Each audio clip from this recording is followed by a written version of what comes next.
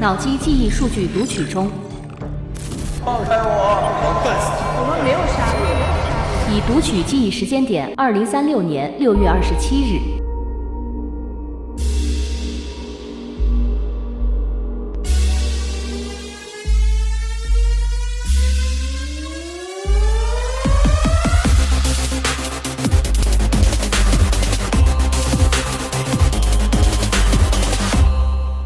一个叫推手的人约我11点10分来乌可奈河边的碉楼见面。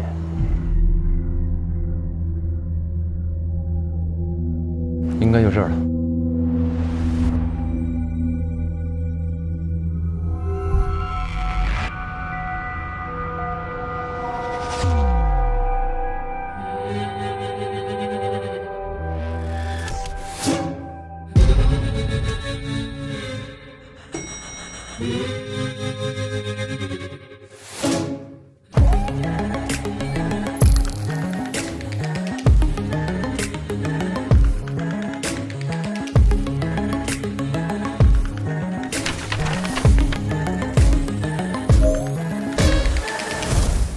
Wake up！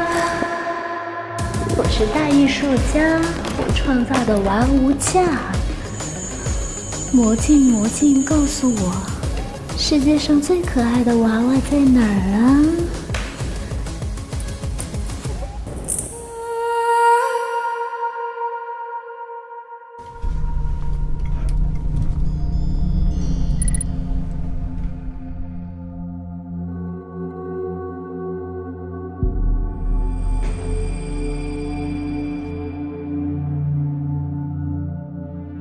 客人您好，哎，你好。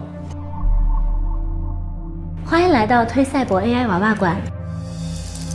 我是 AI 娃娃馆的首席设计师，我叫 Barbie。您今天是来购买您的 AI 娃娃的吗？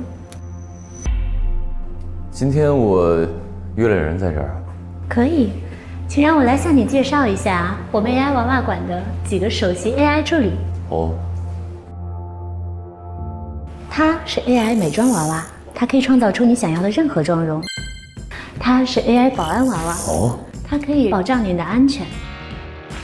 它是 AI 理财娃娃，它可以为您的基金更添一笔财富。嗯哼，它是 AI 智能娃娃，它可以满足您所有的需求。它是 AI 电脑娃娃，它可以给你提供情绪价值。好的。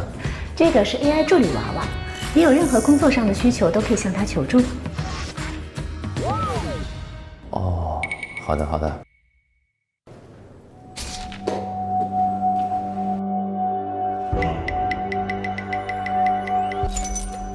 所以你要把我做成 AI 吗？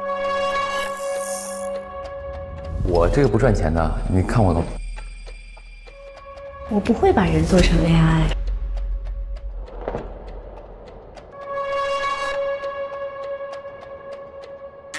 还有就这样，要这样转吗Tango。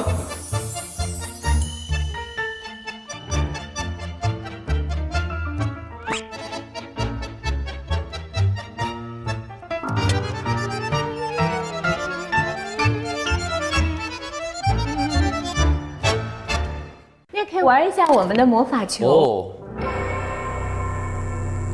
它可以为你实现愿望，你可以许下你的3个愿望。3个愿望。第一个愿望。哎，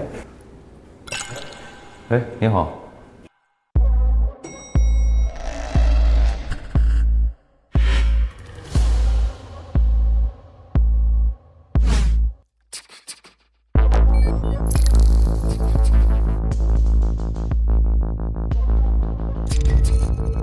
哎，哎，你好，居然有客户在啊！他是，我把公司当家住，随时可为您服务。如果你们有任何关于产品的问题，可以随时问我。我是推赛博 AI 娃娃馆的首席研究员、科学家。你好，我是科学家。你好，设计师、科学家，是。有才华2位。家人们好，我现在在推赛博。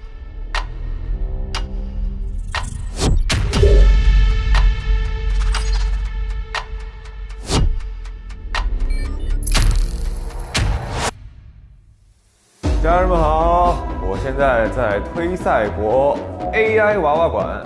哇，这里有好多的俊男美女啊！我是网络主播克里，来，画个2维码，大家可以关注我一下，点个关注不迷路。主播带你们上高速啊！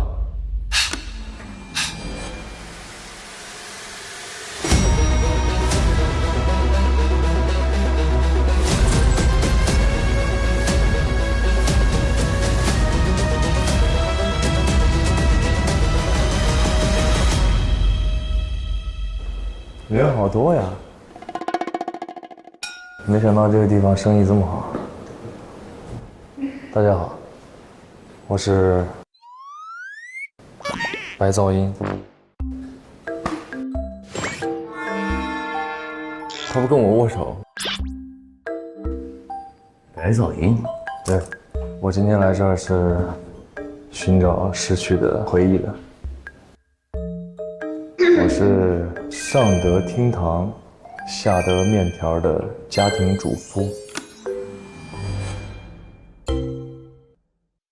我再正式介绍一下，我叫做宁慢走，啊，宁慢走，很好记吧？您慢走，您慢走。然后呢，今日呢，我是前来寻找一个叫做推手的人，你们有认识这个人吗？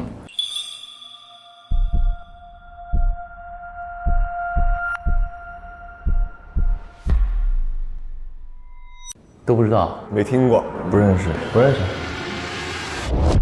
啊，那什么意思？你为什么要找推手啊？因为我收到一封信，然后他约我在这个碉楼里见面，然后今日我就来跟他会面来了。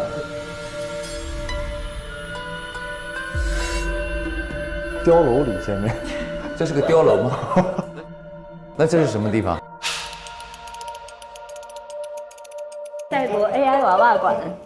不是，因为这个外观看起来就是个碉楼，然后你们是在里面做了个娃娃馆吗？啊，我们有人是这个娃娃馆的工作人员吗？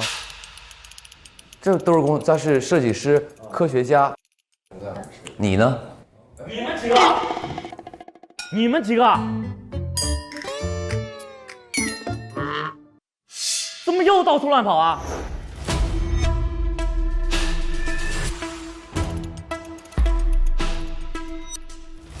还在这玩 cosplay 呢？到点了啊，该打针吃药了啊！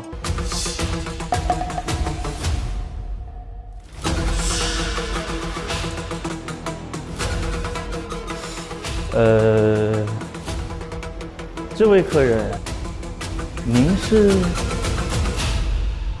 事情变得有意思起来了呢。这位客人，您是？我是我们推镇最有名的推探，我是来这个约了一个人见面，这个人叫做推手，您认识吗？推手？嗯，不认识。听上去你对我们这儿挺陌生啊。是啊，这不第一次来吗？哦，看来你不知道这里是什么地方，也不知道他们4个是什么人。他是主播，这位是家庭主妇，这个是科学家，这位是设计师。啊，你被他们都骗了，你被他们都骗了。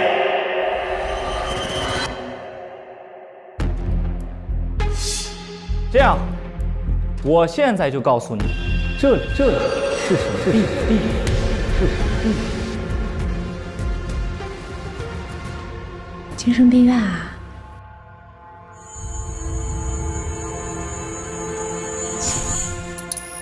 哎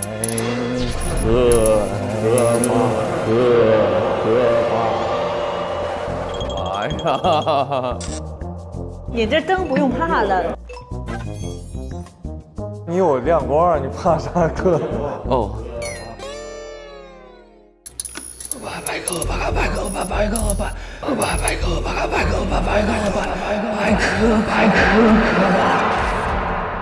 白科和赫巴，白科赫巴，白科赫巴。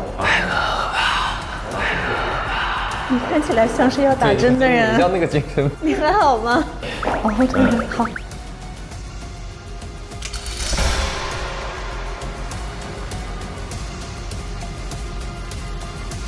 推赛博精神病院。没错，这里就是推赛博精神病院。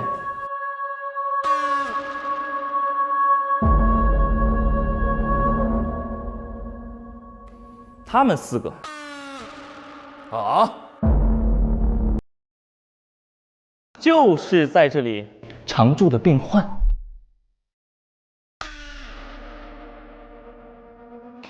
我们是在陪你们玩，你们才是病人。赛博精神病是这个时代的新兴病毒哦，他们都是具有攻击性。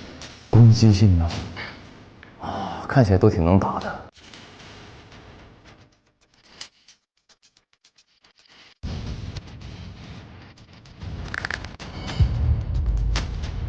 那我就先回去上班了，反正你们几个肯定要接受治疗的，你小心点啊。好。他已经病了有一段时间了，不用理他。没错，看得出来吧？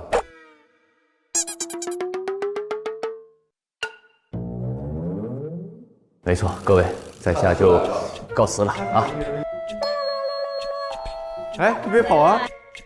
没开玩笑的。所以这里是推赛博的精神病院。刚才那位看起来像工作人员的人说，你们4个人都是精神病。他是精神病。他是精神病，对。但从穿着上来说，我觉得他更像一个正常人，我们像妖魔鬼怪。对，所以我推断你们4个应该有精神问题，而且其中有一个人经常被击打后脑。没错，你猜对了。猜得非常准。所以他今天把头发都扎起来了，为了不让人打到。为了缓冲。缓冲。今天我是一个正常人，今天我来找推手，你们有什么提供一些有建设的意见？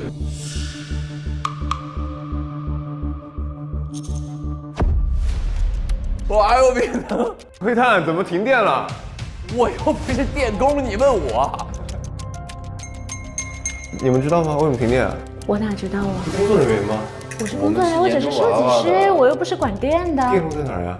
你去找一下喽。我去找一下。啊？怎么又来电了？我们这里电路经常这样的，习惯就好了。攻击性的。其实这个人没那么重要，是他找我约我来见面，我没有那么想见他。那他肯定有什么重要的事情要跟你说。快来人啊！哎，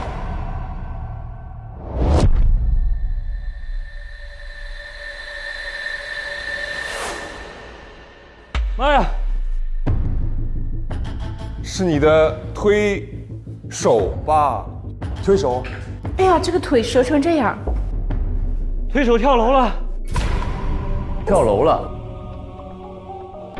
哎，你是那个推证排名第1的那个宁满走探长是吧？没错没错，是我。我俩是巡逻保安。哦，我们每天晚上11点20都会准时在门口巡逻。刚巡逻了一会儿，就看见推手从那个5楼的办公室跳下来了。我们就赶紧跑过去，发现院长的尸体在河边，然后有一条腿还砸进了河里。我们这儿有这个执法记录仪的视频，您看一看。哦，好嘞，您推探就交给你了，交给你了，交给我，随时办案。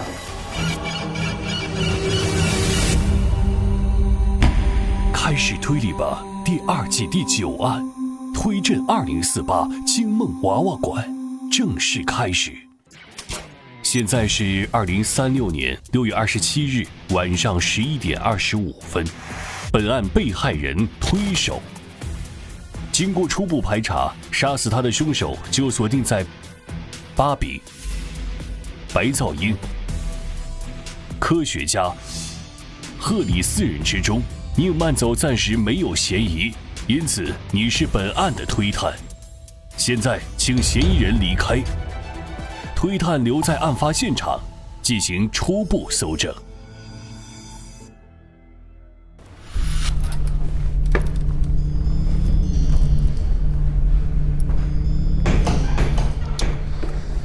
好吧，接下来来检查一下我们这位院长推手的尸体了。脸上都有擦伤，这是被打的吗？人说身上有很多这种擦伤。手上有个戒指，左臂。针孔被注射了什么东西？尸体上应该没啥东西了。5楼应该就是案发现场，去看看。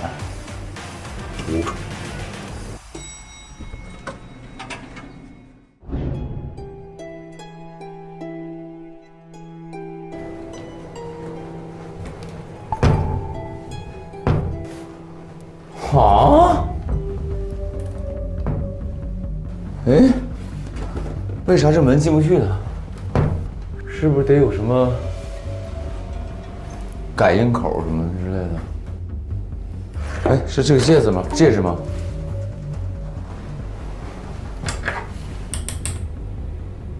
难道是这个戒指有什么识别的？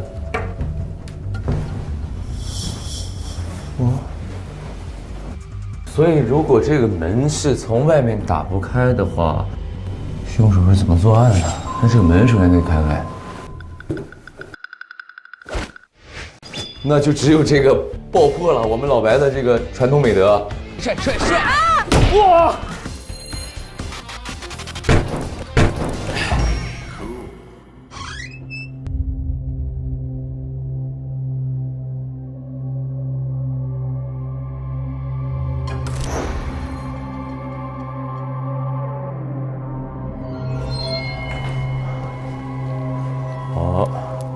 那也意味着这是个密室。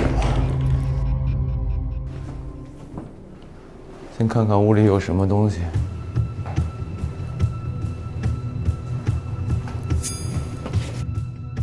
按照您的需求，已经升级了您办公室的安保防护系统。该系统与您体内的生命体征监控芯片关联。如果您不幸身亡，您办公室的门窗会第一时间自动回弹并封锁。哇，这么神奇呢？也就意味着我们这个馆内停电的时候是他死亡的时间。你们知道吗？为什么停电啊？我哪知道啊？那个时候4位嫌疑人都跟我在一块儿，就是他们不具备这个作案能力。那也就是说，那个时候的那个推手还没死，那他就是应该用了一个定时让他从楼上掉下去的一个装置也好，或者一个手法也好。窗户在哪儿？这是窗户。哎，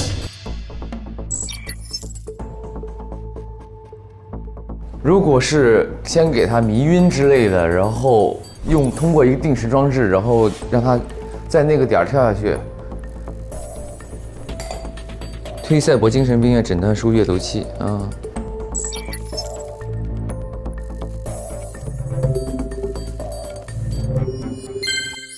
好。接下来我们要看一下这个，昨天那个照片里的那个人就是这个人推手嘛。哇，这还有封遗书呢。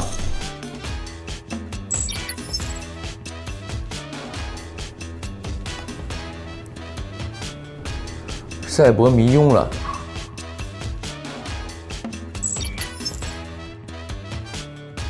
一种无色无味的迷香。备注：携带触控戒指的人对本迷香免疫。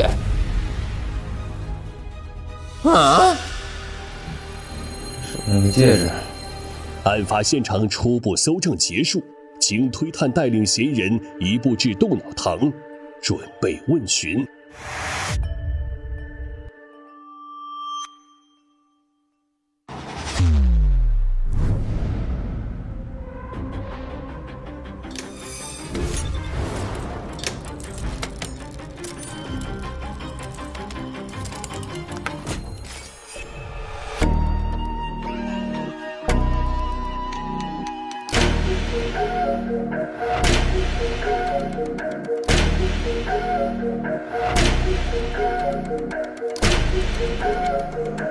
在搜查案发现场的同时，动脑堂的成员也搜集了与本案4位嫌疑人相关的部分证据。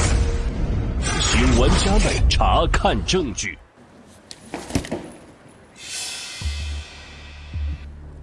我的妈呀！哼，是白哥呀！我跟你说，白哥是我最崇拜的人。好精致呀！这，我已经知道谁是杀手了。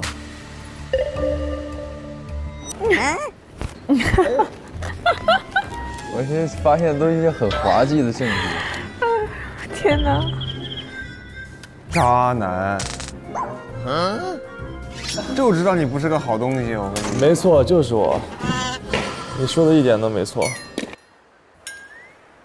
好的，那么首先呢，欢迎4位。哎呀，是有点垮呀你。不好意思啊，今天那个第一次当侦探。行吧，那咱们开始了啊。首先第一个呢，今天的这个被害者叫做推手。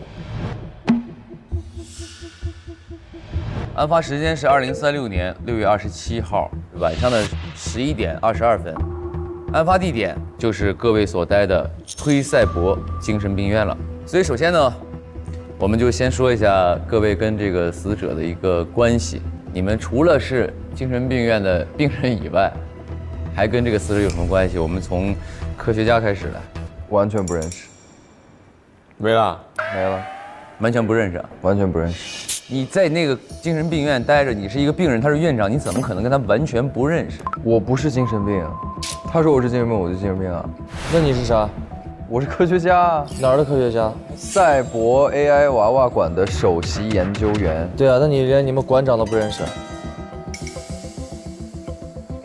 你怎么在审问别人啊？你也是嫌疑人。他是那个推探位。对，我是对。请摆清自己的位置啊！什么？我说这个推手他说他自己是精神病院的院长，我是娃娃馆的首席研究员，我们是娃娃馆和精神病院不是一码事，我肯定不认识他。OK 啊，好，好，好。行，下一位。我也完全不认识啊。完全不认识。对啊，你今天问的时候，我还第一次听说这名字呢。所以他说你是精神病这件事儿，我也表示怀疑。你表示怀疑啊？对。OK， 芭比呢？我也不认识他，我跟他没什么关系。你跟他也不认识啊？对啊，我连自己是精神病我都不知道，我跟他能有什么关系啊？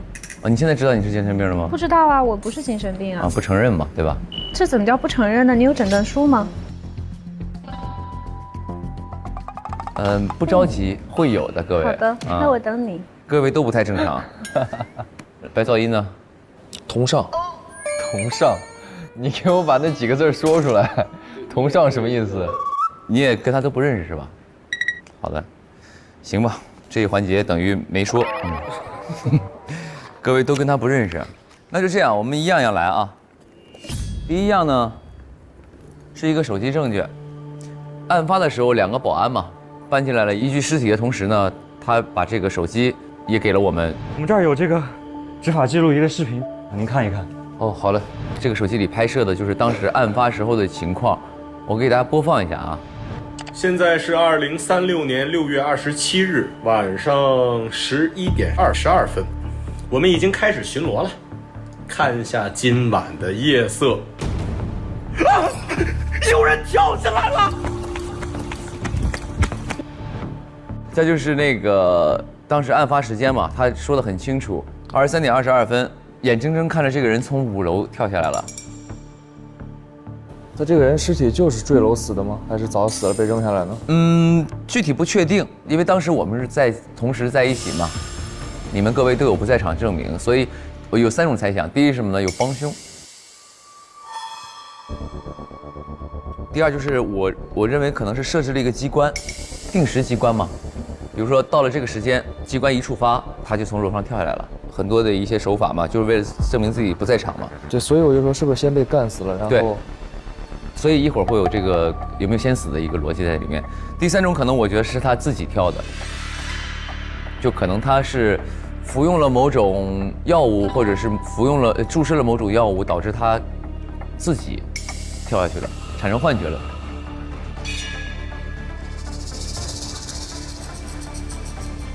接下来说尸体，在身上呢，基本的伤痕啊，全部都符合坠楼死亡的伤痕。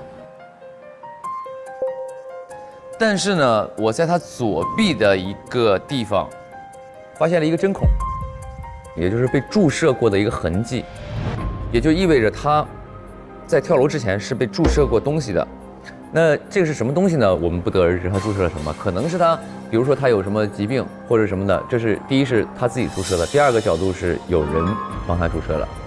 那检查完尸体呢，我就去到了这个5楼。我刚一上楼，发现呢这个房间，我给大家画一下这个房间的一个构造吧。啊，这个房间呢，这是电梯，一进来之后呢，是一个这样形状的一个房间，窗在这儿，这是办公桌 ，OK， 大概是这样。这是电梯，这是电梯啊，升降的从这儿上来，这是门啊，这个是窗，也就意味着它是从这儿跳下去的啊。但是这个窗户现在已经封死了，这个门呢也是封死的，我上去的时候是打不开的，然后屋里也没有发现人啊，也就意味着这是一个密室。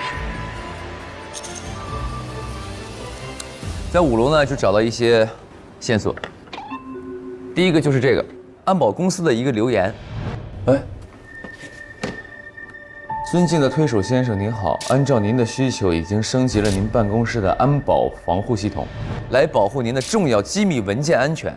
该系统与您的体内生命体征监控芯片关联，如果您不幸身亡，您办公室的门窗会第一时间自动回弹并封锁，全楼内部断网断电，以确保核心设施停止运行，阻止他人窃取、转移机密文件。1分钟后启用日常所需的备用电力。哦，意味着什么呢？就是推手死了时候才会断电。当时我们共同经历了断电的时刻嘛，灯黑了嘛。我哎呦别疼！灰炭怎么停电了？确定了他的死亡时间就在那个时候断气儿的。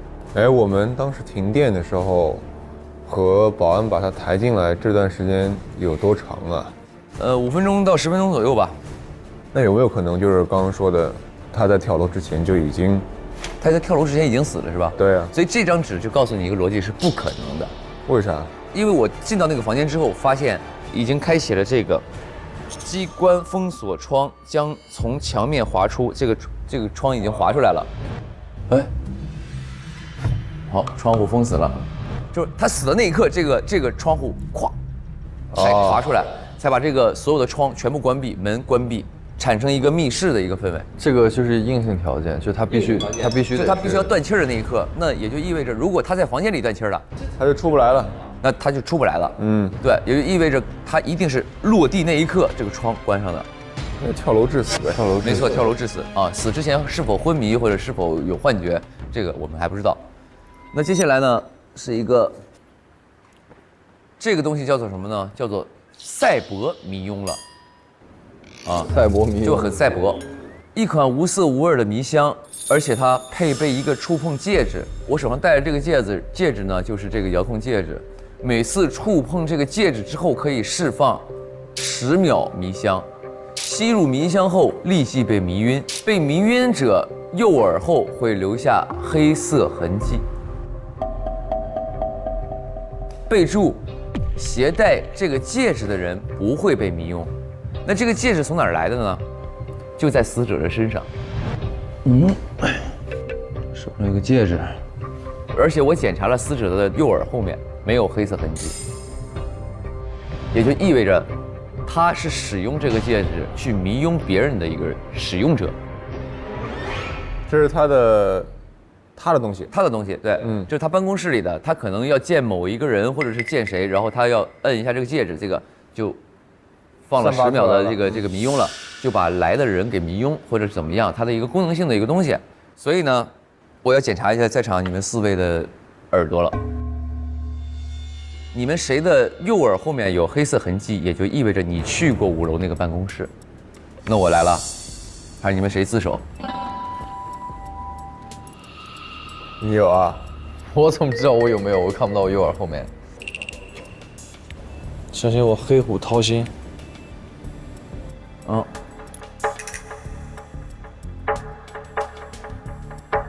这位小朋友后面有一个啊。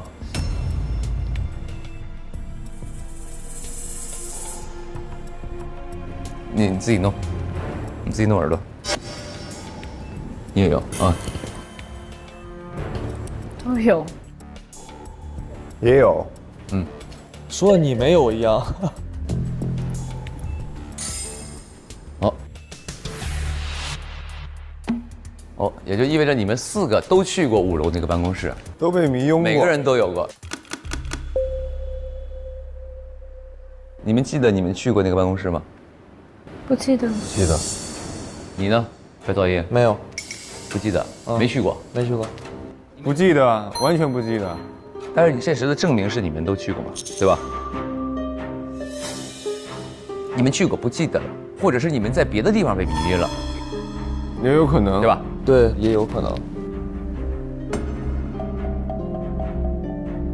我在那个他的桌子上有个电脑，顶上发现了一封什么呢？遗书。哇，这还有封遗书呢！那不就自杀吗？但是我认为他为什么不是自杀呢？我相信这个遗书是凶手伪造的原因是什么呢？在他的 pad 里有一个今天代办的事项。原来这个院长，昨天那个照片里的那个人就是这个人推手啊。上面写的已发消息给宁慢走，约他今晚见面，我会告诉他全部真相。也就是其实今天这个推手约我来见面，是要告诉我一个真相，但是他没有见到我，就已经死了，他就死了。所以呢，他不可能是自杀的，因为他没有见我呢。他今天是有安排的，这个是一定是凶手伪造的一个遗书啊。那还有呢，我发现了一个这个东西，这是推甄日报啊。哦。啊！最重要的是这个，震惊推甄，毛骨悚然的娃娃藏尸案。娃娃屠夫残忍虐杀5人，2036年4月3号的报纸。从去年起10月10号开始，一个被称为娃娃屠夫的连环杀手，在半年内残忍杀害了5名受害者。其作案手法之独特与残忍，震惊全镇。每一起案件中，娃娃屠夫均采用了相同的作案手法：先用板砖拍死受害人，随后将尸体藏匿于大型玩偶娃娃内部。更令人发指的是，凶手还会从每位死者身上剁下右手的食指，其动机尚未调查明白。我先把这个时间写上吧。5名受害者，第一个姓周嘛。周某某35年啊，10.10号。第二个姓钱，也是35，11月1号。孙，12月17号。向，12月28。最后一个姓金嘛，36年4月2号。OK， 就是这5个人都是被这个叫做娃娃屠夫的残忍杀害了。上面贴了一个便条纸，上面写了4个字，叫做“原来是你”。应该是推手知道了这个新闻里的杀手是谁。我推测啊，这个推手就是被这个娃娃屠夫杀的。但是还有一个疑问是在哪儿呢？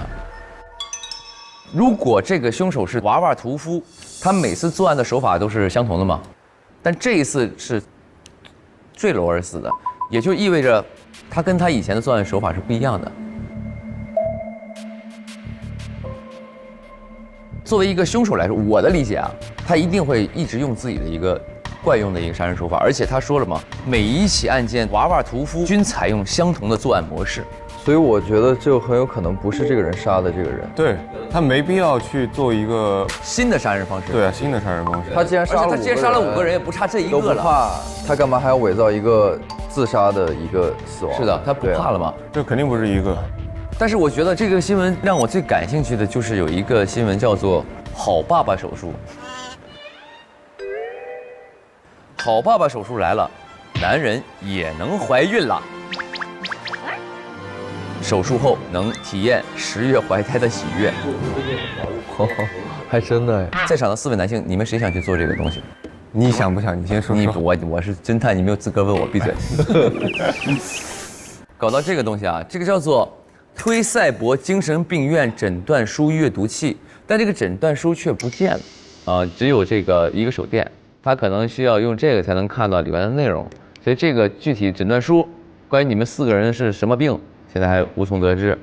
还有一个推赛博科技公司的一个盒子。哦，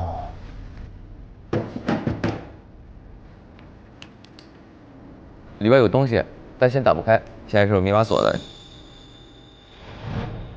推赛博科技公司。OK， 这是我在现场以及这个尸体身上发现的所有的疑点。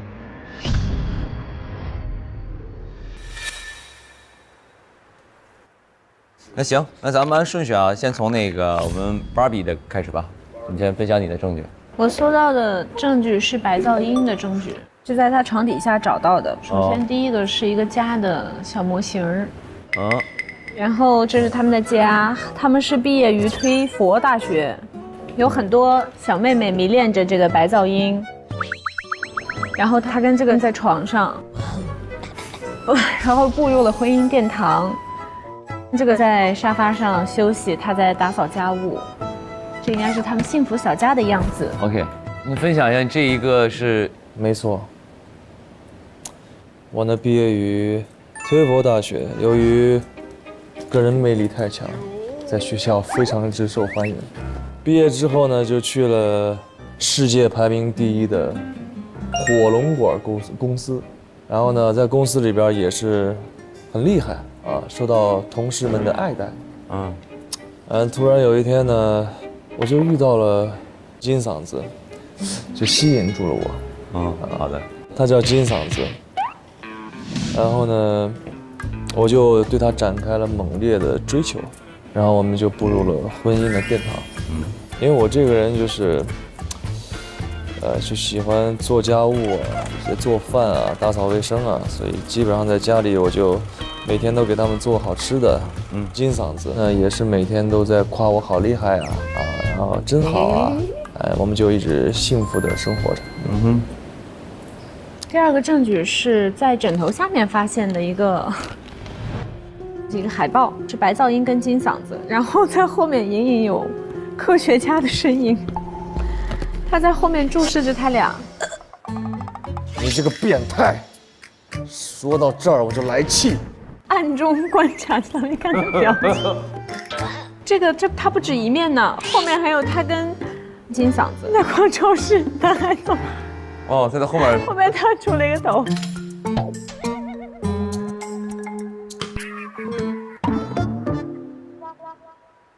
还有要把它打开，打开以后呢，就是这个他的噩梦一样的一个东西。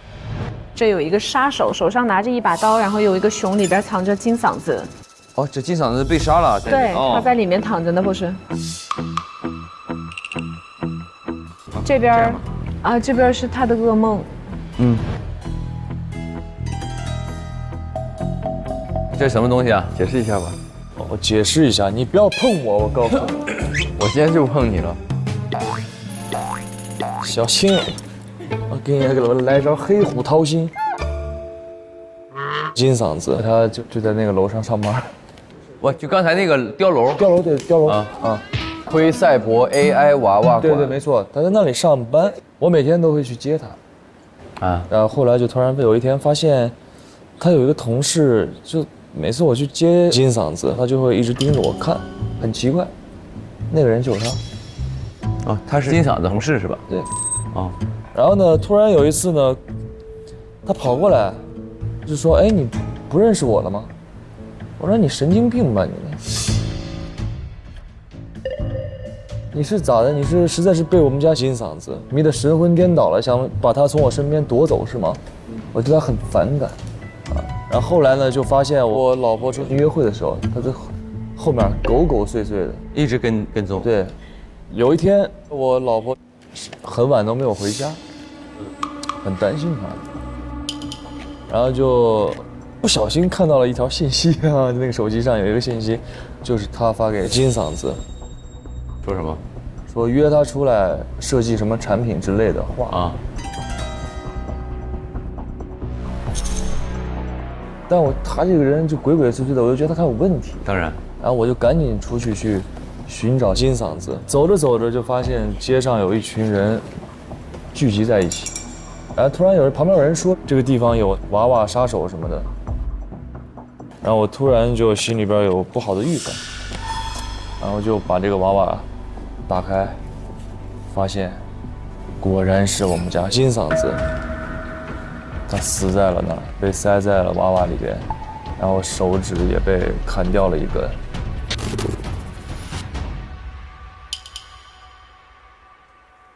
由于我太难过了，就是身体产生了不适，突然有一天就觉得自己的眼睛好像看到了重影一样的，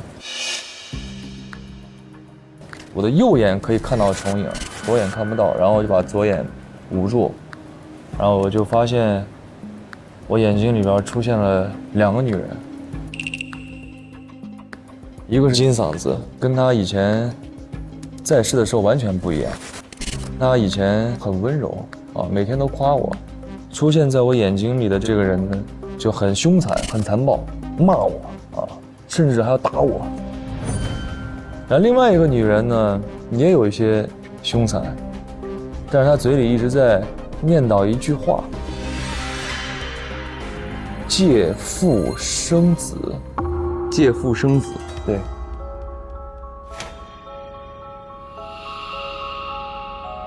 然后就这2个重影就一直在我的眼前出现。我发现这个，我刚才他说那个他的那个金嗓子嘛，金某某是今年4月2号遇害的嘛？没错。然后呢，你刚才也说了，他是在那个推赛博精神病上班嘛？其实我看到还有一张照片，顶上写的这个推赛博核心研究员，能确认这2个人都是在推赛博上班的，所以呢，我合理怀疑，可能这5个死者都是在推赛博上班的人，有可能。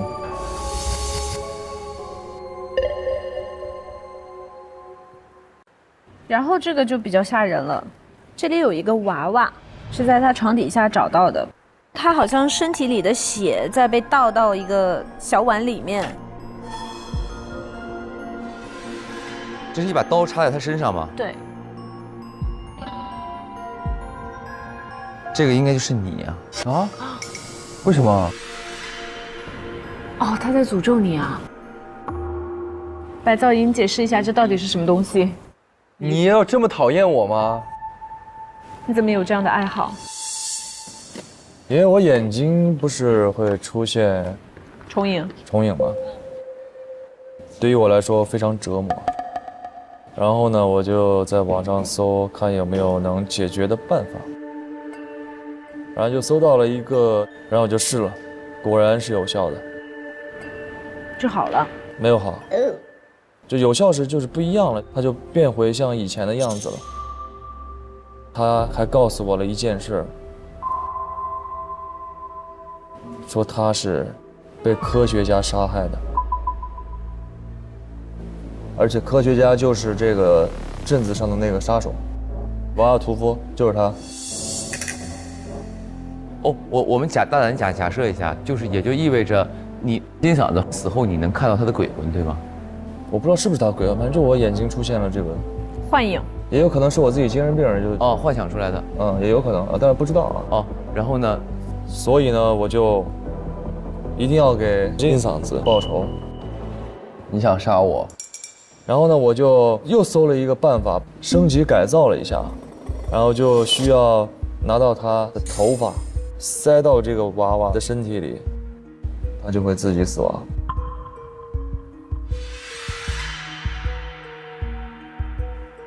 所以你做完这个仪式了吗？没有啊，我今天来这儿，就是想拿你的头发。不行，啥也别说了，拿来吧。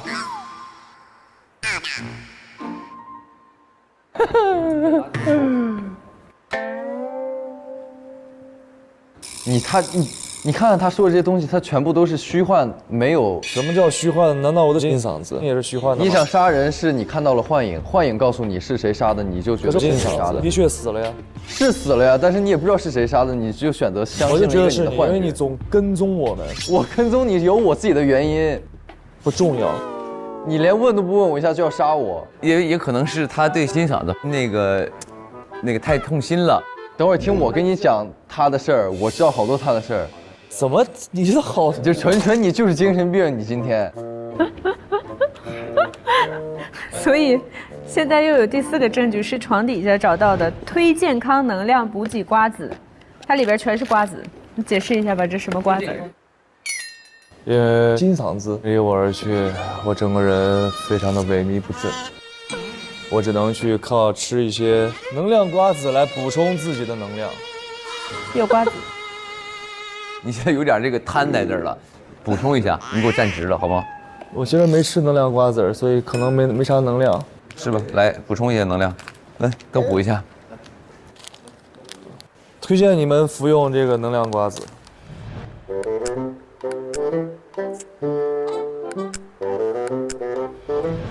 会让你们充满能量。真是瓜子儿啊！真是瓜子儿。哎，这个你吃多久了？能量瓜子。吃了1个多月了吧？嗯。第5个证据呢，也是在他的柜子里面，推赛博精神病院的诊断书。那，看看这上面写啥？哦吼，好。上面写说白噪音入院日期是2036年5月1日，说清醒期间自述脑子里常出现4段婚姻。5年前35岁的他，绝顶聪明，原与高材生老婆十分契合。婚后1年，妻子以不够顾家、胜任不了家庭主夫为由提出离婚。3年前35岁。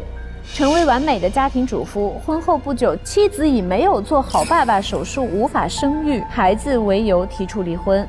2年前35岁，婚后1年，为妻子诞下一对龙凤胎，却得知妻子跟自己结婚只为借腹生子。离婚后，他带着孩子离开。第4段婚姻是今年35岁，妻子工作压力大，长期喝酒，对自己家暴。诊断结果是患者有较严重的精神创伤，时常产生诡异幻觉，确诊为赛博精神疾病中的妄想症，产生并发症间接性失忆，时常忘记自己患者身份，以为自己是尽职尽责的完美主妇。所以你是有病的。你就天天就靠想，你啥也不干，你就往那儿一躺就开始想。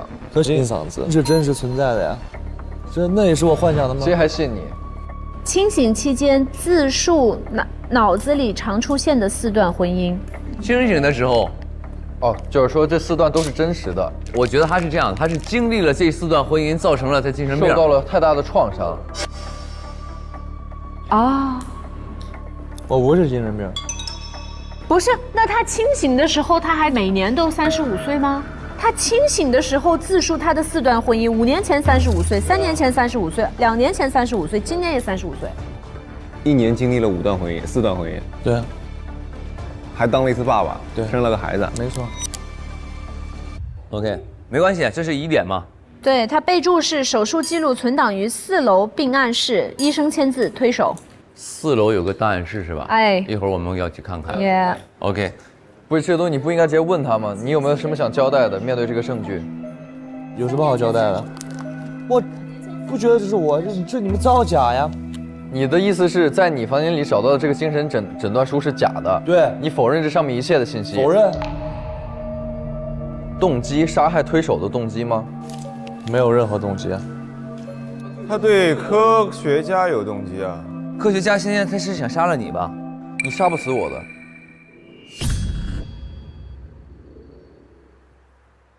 那接下来由我们这个盒里，我了吗？是谁的物证？科学家的证据。第一个是他枕头旁的一个手机，然后里面呢有一个他自己跟自己对话的视频。如果你看到这段视频，麻烦你告诉我，我手机相册里面拍的那个男人到底是谁？显而易见了，就是咱们的白噪音。他偷拍我，对，偷拍了你一张照片，然后他另外一个人回答他了，是白哥呀，你不认识他吗？他可是我姐夫呀。我跟你说，白哥是我最崇拜的人，他是我认识的除了姐姐以外最有智慧的人。你爱的是他，不是他老婆。什么？原来你约我老婆出去是想让她退出，然后她不退出，你就残忍的把她杀害。你是人吗你？这么说来，这个眼神都可以理解了，那个海报上的。他和姐姐谈星星，谈月亮，谈爱情，谈理想，谈恋爱，反正就是两个人在一起特别的好。然后呢，后来姐姐像变了一个人啊，他就跟姐姐分开了。之后，姐姐就因为这件事情，对于家庭也都彻底失去了信念，自己一个人就躲了起来。为什么我完全不知道这件事情啊？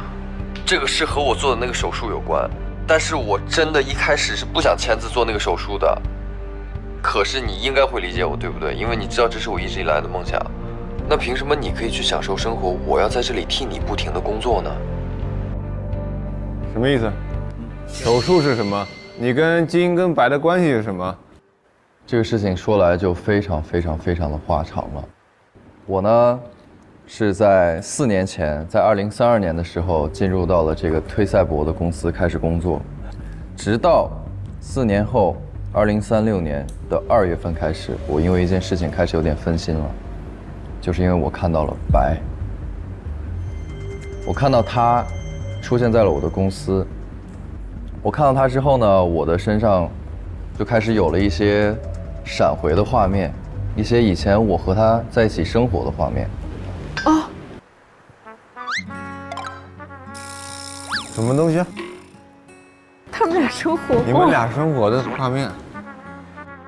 所以好爸爸手术是为你俩？不是的。好。他被起静电了。我就好像似曾相识，认识这个人。我因为一直闪回这些画面，我就开始怀疑我的身体里面住着另外一个人。然后我就开始录下来一个视频。我觉得如果我有另外一个人格的话，可能我就可以用这个手机里面录下来的视频和我另外一个人格对话，也就出现了刚才你们看到的这个视频，其实就是我和我另外一个人格的对话。我手机相册里面拍的那个男人到底是谁？是白哥呀，你不认识他吗？然后我通过跟他对话呢，得知我以前有个姐姐叫柯可。我以前的这个姐姐呢，和他在一起。哦，柯可。和他在一起之后，有一天我的姐姐性情大变。我的姐姐是一个非常谈理想、谈工作的一个人，变成了她需要求自己的另外一半非常的顾家，陪伴自己。然后她呢，又是一个比较喜欢工作的工作狂，所以就因为这件事情，我的姐姐就跟他分开了。胜任不了家庭主妇，但是其实是就5年前的那段婚姻，第一段婚姻。看看手机里还有什么。金嗓子，金嗓子你好，我是您的同事科学家，我想跟您了解一下娃娃馆最近的业务情况，方便有针对性的开发芯片。我们晚上7点可以在附近的咖啡店聊一下吗？说吧，你约我老婆出去干嘛？我约金嗓子是因为我当时希望去调查我姐姐的事情，就是为什么我看到你会产生我的姐姐和我还有她一家3口的感觉。明白了。啊，所以你跟踪他也是因为想要跟他去沟通是吧？对，所以我要去调查这个，就是为什么我看到这个人会出现这样的画面，所以我就想到，既然我现在联系不到我的柯可的这个姐姐，我有可能会联系得到她的这个金嗓子，因为金嗓子和我是在同一家公司上班的。你知道他们俩谈恋爱吗？我知道啊，因为我每一天到这个公司看到他的时候，他都在等这个金嗓子下班。但是在我的那个闪回的画面里面、印象里面，他跟我姐姐那段感情的时候，他是一个非常在乎工作的人，从来不会特别在乎陪伴自己的伴侣和顾家。但是我这次看到他的时候，不一样了。他每一天都在等这个金嗓子下班。金嗓子魅力确实大哈。那你对啊，人格魅力啊。所以你性格也变了吧？他的性格也变了。我没有变。但是，有一次你接到这个金嗓子下班的时候，我还听到这个金嗓子在骂你，在骂我。他说你人老，说你脑子不好，说你嘴也不好使。没关系，打是亲，骂是爱。他不是骂，他是羞辱了已经。我就喜欢被他羞辱。原来你是个，所以他羞辱你，你感受到的也是美好，对不对？没错，就是爱他。那就对了。他会把不好的东西都想象成好的，因为他受过创伤嘛。那如果是那个诊断双对的，那其实就是妄想症。那你做的手术呢？这个是和我做的那个手术有关。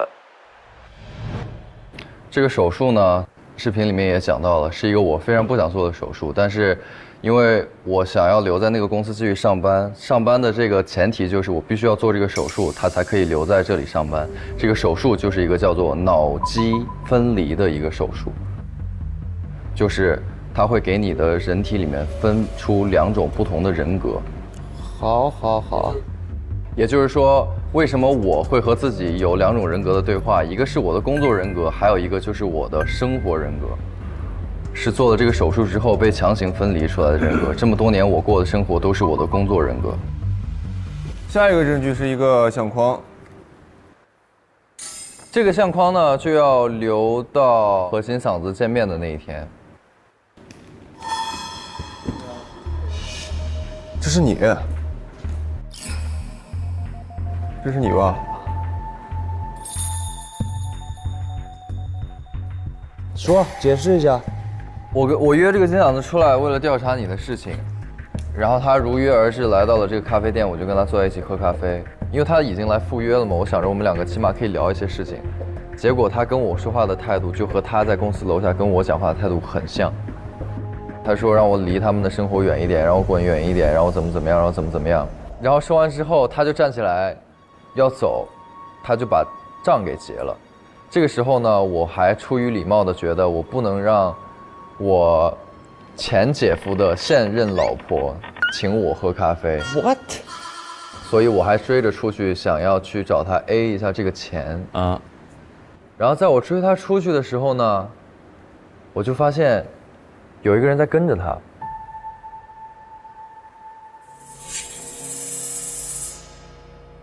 我跟着他，因为我看到了他拿着一块板砖跟着他，所以我当时就觉得事情不对，我就马上掏出了我的手机拍下了这张照片。好。拍下这张照片之后呢，我就目睹了接下来发生的事情。我要告诉你们，非常恐怖。Barbie 拿着这个板砖，把他拍死了，溅得自己全身都是血。然后在杀死他之后，掏出了一个娃娃。原来是你杀了金嗓子。然后我就见状不对，我就跑了，我就赶紧跑了。但是跑的回来的路上呢，我就想，我说这个又杀人又拿娃娃的这个东西非常像，先用板砖拍死受害人，随后将尸体藏匿于大型玩偶娃娃内部，非常像娃娃屠夫。但是我太害怕了，没看完我就跑了嘛。好，证据3：推证日报，推证首屈一指的人工智能领头人，推赛博科技公司老板巴爸，在昨日一场车祸中意外去世。巴爸喝的茶是特调强身健体茶，除了巴爸本人以外，无法复刻。他爸就是研究了一种药嘛，对，能强身健体嘛，一种茶嘛。这个茶是他爸独一份才能喝的。这个八爸呢，就是他爸，是我们公司的老板，也是他当时逼着我签下了做那个脑机分离手术的那个人，他设下的这个规定。然后我们是同事嘛，在公司里面，其实她就是一个非常可爱的女孩子。我那天看到她杀人这个东西之后，回去之后就觉得她很反常，我就联想到了有没有可能是和她那个手术有关。所以我当时就想，那这个手术有关的能联想到谁呢？就是八爸。所以我就想要去调查这个八爸。然后我再去找这个八爸的时候呢，发现这个八爸已经死了。死了之后呢，我就在观察芭比的时候，发现他最近迷上了喝茶。啊，就是你，那个喝茶的。那个特调的茶呢，就跟他爸爸以前喝的那个是一模一样的，他们喝的方子是一样的，他们喝的方法也是一样的，他们喝的状态也都是一模一样的。所以我就在想，有没有可能是这个八爸在他的身体里面存活着？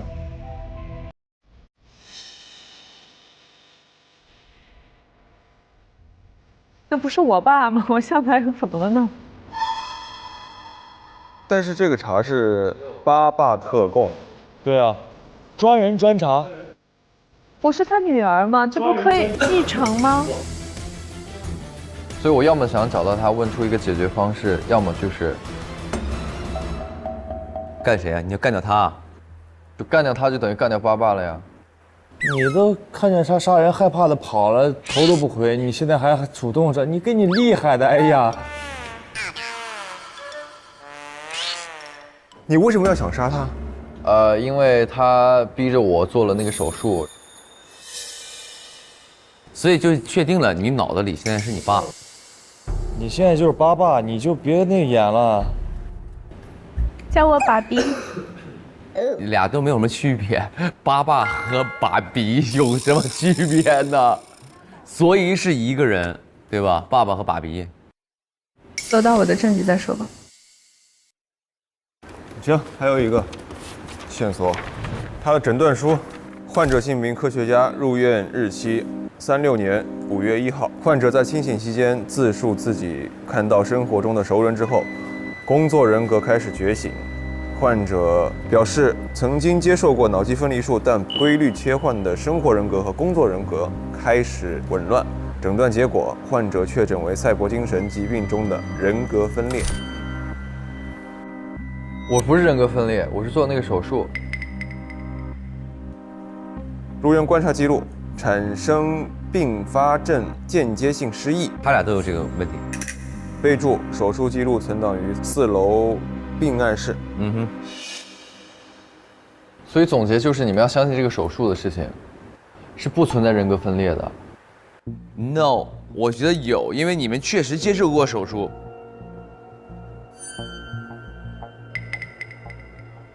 就是4楼这个档案是一定会记录的什么？一会儿咱们去了再去断言。这个到时候我们再去看吧。现在他对这个推手也没有杀人动机，但是他对芭比有杀人动机。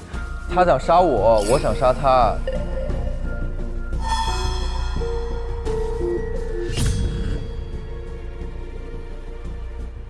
把你的证据拿出来分享给大家。啊，轮我了。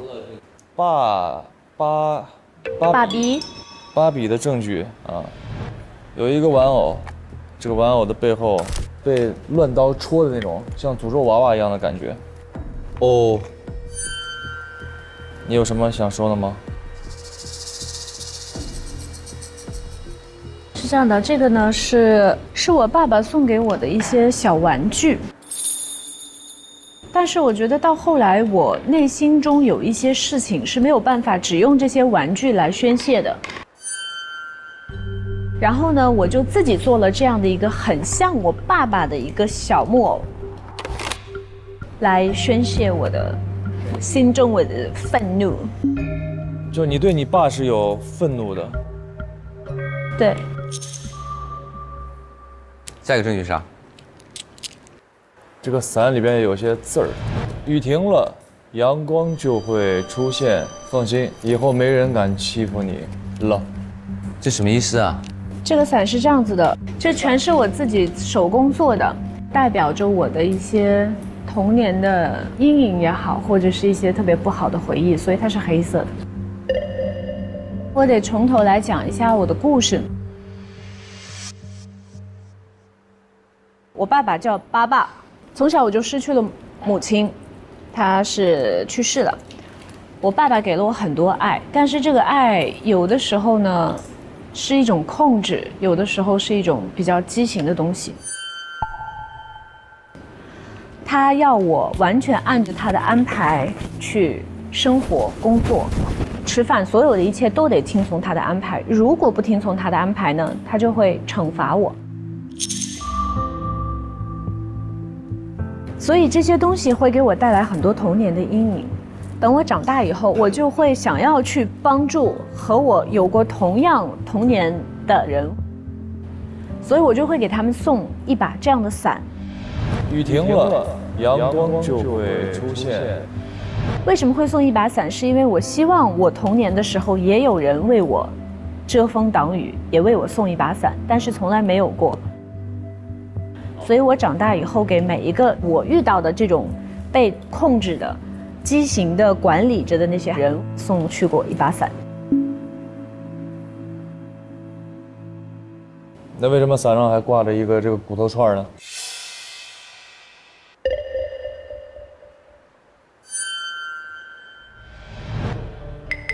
这个骨头串因为上面有字的，周爸爸35年10月10号，钱妈妈35年11月1号，孙爸爸35年12月17号，金嗓子36年4月2日，黑镇被一系列骇人听闻的谋杀案彻底打破宁静。2035年第一起叫周某某，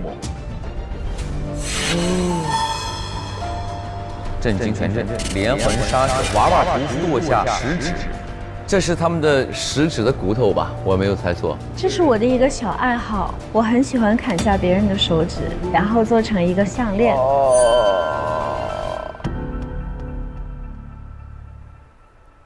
为什么我会有这样的一个爱好？那就要说回刚才我讲我童年的一些阴影的事情。我爸爸会惩罚我，如果我不听从他的安排。他如何惩罚？他就是会用一根皮筋去弹我身上。弹皮筋这件事情，既可以给我带来伤害，能让我疼，能让我有教训，也可以让我不留下任何外在的伤。所以刚才说到的这几位都是跟我爸爸一样的人，所以我就砍下了他们食指的某一个关节。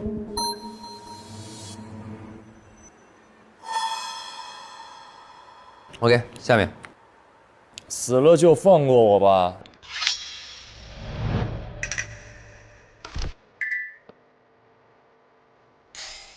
这个呢是2035年10月8号，医院通知我说我爸爸出了一场车祸。其实我很开心，这个人终于从这个世界上离开了。所以呢，我就觉得我要开启一段新的生活，终于没有人用一种他畸形的爱控制着我了。但是我渐渐发现很多很诡异的事情，比如说刚才有提到茶叶，这个东西是我爸爸他独有的，在他去世之后，我就没有碰过这个茶叶，但是渐渐的这个茶叶它在慢慢减少，我没有喝过它，而且家里除了我也没有别人了。除了茶叶减少之外，我能够听到我爸爸的声音，我感觉他还在生活中无形当中的控制着我，这是让我非常害怕的一件事情。所以呢，我就烧了点东西。对，所以我就烧了这个东西。这个证据相当之关键。第一张照片，一个笔记本电脑上，马上要到特殊服务时间了。下一张，可就是拥有3个孩子的男人了。你，啊？我来说一下这个证据的缘由。刚才有说到我烧了纸之后，我就很郁闷，然后呢，我准备出去散散心。出去散心的时候看到了一个男人，他在雨夜中就在指责他的孩子，也在伤害他的孩子。突然我就觉得我好像看到了童年的我自己，这个小孩在被伤害，所以我就把这个男人给杀了。这个人是谁？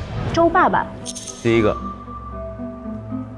然后呢，这件事情让我觉得说我在做一件非常正确的事情，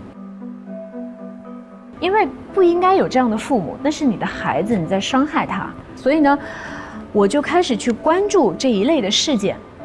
然后有一天，我是在无意识当中看到了贺礼他在直播，我就有听到他的直播背景音有小孩在哭。我就觉得我要去调查一下这个人，我就在你对面的楼上看到了你家里的一个状况，并且把它拍了下来。第一张照片呢，是他在拿皮筋弹那些小孩。这3个小孩呢，应该是他的弟弟妹妹们。是弟弟妹妹还是孩子？我有弟弟妹妹。他没有做好一个长兄该尽的职责，反而要去虐待他们。第2张照片，电脑上的那个特殊服务即将开启，这个呢，是他除了虐待孩子，他也会把这个作为一个直播去给一些特殊的受众群体观看。啊！哇！所以我就决定我要去跟踪他，并且找到一个机会对他下手。所以我就一直跟着他，这就是这2张照片的缘由。好，好，好，快，现在就是机会，弄死他。没事，我们可以假装看不见。接下来下一个证据吧。最后一个。哎，我来啊。啊，对啊。那我念一下吧，来。患者姓名巴比，入院时间4月30号。患者在清醒期间自述，自巴爸去世，巴爸就经常在脑袋里跟自己对话，由此开始无法控制自己的情绪和行为，经常产生极端想法。经诊断，患者患上赛博精神病中反社会人格病，也是推手搞的。反社会人格症。没有啊。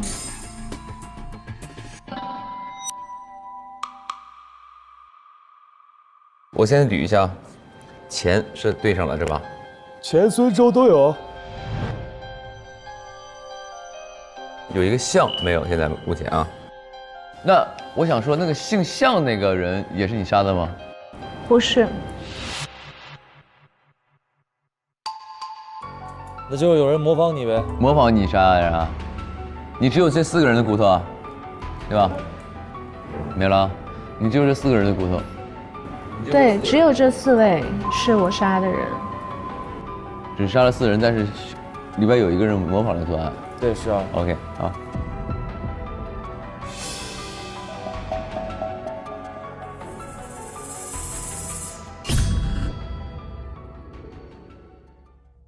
现在就是你想杀他，你想杀他，他想杀他，那我们每个人都想杀掉彼此啊。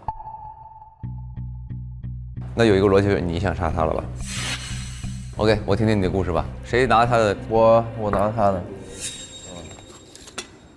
你的第一个证据，这张照片，你和3个孩子，还有这个是谁啊？是我爸妈嘛。哦，这你爸妈？我爸妈。我爸是鹤顶红，我妈是金丝雀，还记得吗？啊，记得。我们一家是有6口人，我双胞胎的弟弟，还有一个妹妹。其实我们之前是很幸福美满的一家人，爸妈也非常相爱。但是后来呢，就是我爸妈车祸，然后当时我是17岁，后来就没办法，就为了生计嘛，就去找工作，就只能去干一些像直播之类的耍宝的东西，所以没多少人来看我，赚不到钱，这是最主要的，生活就越来越困难了，就是这样的一个状态。他的这个直播是这样的，他大胃王吃播连续15个小时吃鸡腿，cos 美男鱼深潜入无可奈何底，鬼屋探险徒手抓鬼，3天3夜嗨唱推阵之歌，滴答滴答滴答，画笔然后画笔然后秘密，在冰冷刺激手心。502胶水泡澡502胶水泡澡。你这几个播的内容，我们长这么大没见过，你起码得展示一个吧？不行，现在的我已经是今时不同往日了，这些东西我不会再干了。第二个证据啊，在你的床头抽屉里找到的霞青素，什么东西？遮瑕膏啊？对，这3瓶呢都是遮瑕膏。是因为我刚说了嘛，我做这些耍宝直播我做不下去，但突然有一天呢，有一个榜一大哥来我直播间，他一天刷了我可能几年赚的钱，然后给我私信留言了，说你到我这儿来达成一个协议，我保证你的直播如日中天。对，然后我就去了。那个人呢就是爸爸，因为赚钱嘛，就跟他签了这个协议。他说要在我直播过程中进行一些特殊服务。我知道的东西就是我每天还是正常的直播，但是直播收入却是往常的100多倍了，所以我的生活也因此越来越好。一开始我觉得没什么，但是到后来才渐渐发现，这样的一个特殊服务让我遭到了反噬，就是我越来越发现我有一点变态了。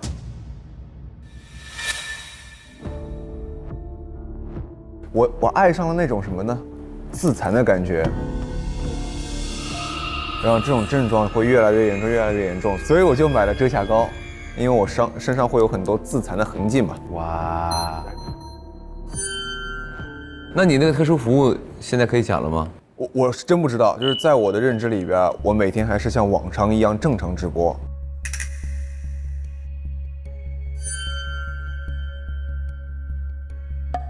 哦，那有一种可能是这样的，他那个签那个协议，其实是做了一个手术。对，然后就在直播当中，其实不是他自己的，因为工作人格了嘛，他就工作在演自残嘛。有可能，对你这个，对你现在你不知道。嗯，他失忆嘛，间歇性失忆嘛。你的第3个证据，谁的指头？向静静的指头。好。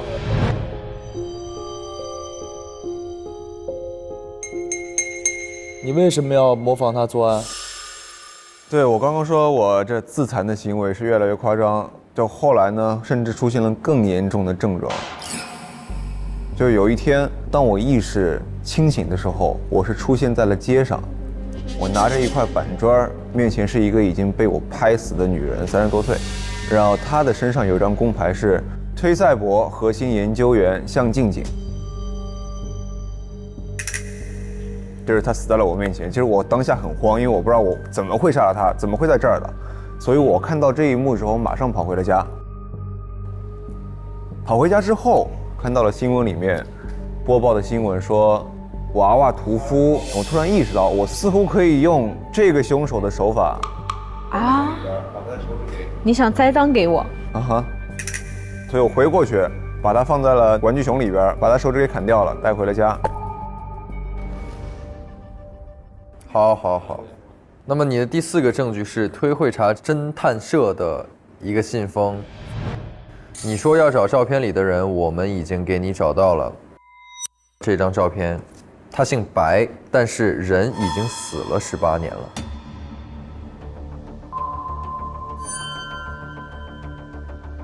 就是白嘛，但是你已经死了18年，所以你是。